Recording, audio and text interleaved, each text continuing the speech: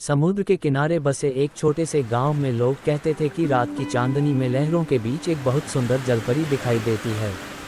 कोई उसे सच मानता, कोई कहानी। लेकिन कबीर, वो उसे देखने की जिद लेकर हर रात तट पर बैठ जाता। एक रात पूर्णिमा की उजली चांदनी में पानी की सतह पर हलचल हुई। लहरों के बीच से एक चेहरा उभरा, चमकती आंखें, मोती जैसी त्वचा और नीले बालों में समुद्री शैवाल लिपटे हुए। कबीर की सांसें थम गईं। तुम डरते क्यों नहीं? जलपरी ने मुस्कुराकर पूछा। कबीर बोला, क्योंकि तुम डर नहीं, किसी अधूरी कहानी जैसी लगती हो। उसका नाम था मीरा।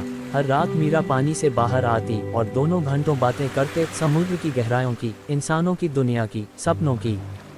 धीरे धीरे बातें दोस्ती से आगे बढ़कर प्यार में बदल गईं।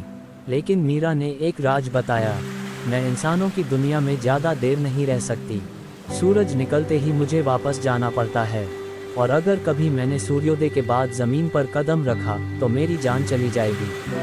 कबीर के लिए हर सुबह अब एक डर बन गया। उसे लगता, कहीं ये रात आखिरी न हो।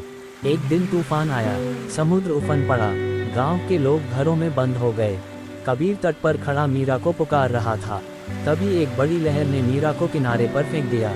वह बेहोश थी और सूरज निकलने ही वाला था। कबीर ने उसे उठाया और वापस पानी की ओर भागा। लेकिन रास्ता लंबा था, पहली किरण आसमान में फैल चुकी थी। मीरा ने धीमी आवाज में कहा, कबीर, अगर मैं बच गई तो तुम्हें फिर कभी नहीं मिल पाऊंगी, और अगर रुकी तो मर जाऊंगी। कबीर की आंखों से आंसू बह रहे थे। उसने बिना सोचे मीरा को समुद्र में छोड़ दिया। लहरों ने उसे अपने भीतर समा लिया। तूफान शांत हुआ, दिन निकला, मीरा कभी वापस नहीं आई। लेकिन कहते हैं, आज भी पूर्णिमा की रात में जब लहरें चमकती हैं, समुद्र से एक आवाज़ आती है, कबीर। और कबीर अब भी हर रात उसी तट पर बैठा रहता है। क्या मीरा सच में चली गई, या प्यार अब भी लहरों में जिंदा है?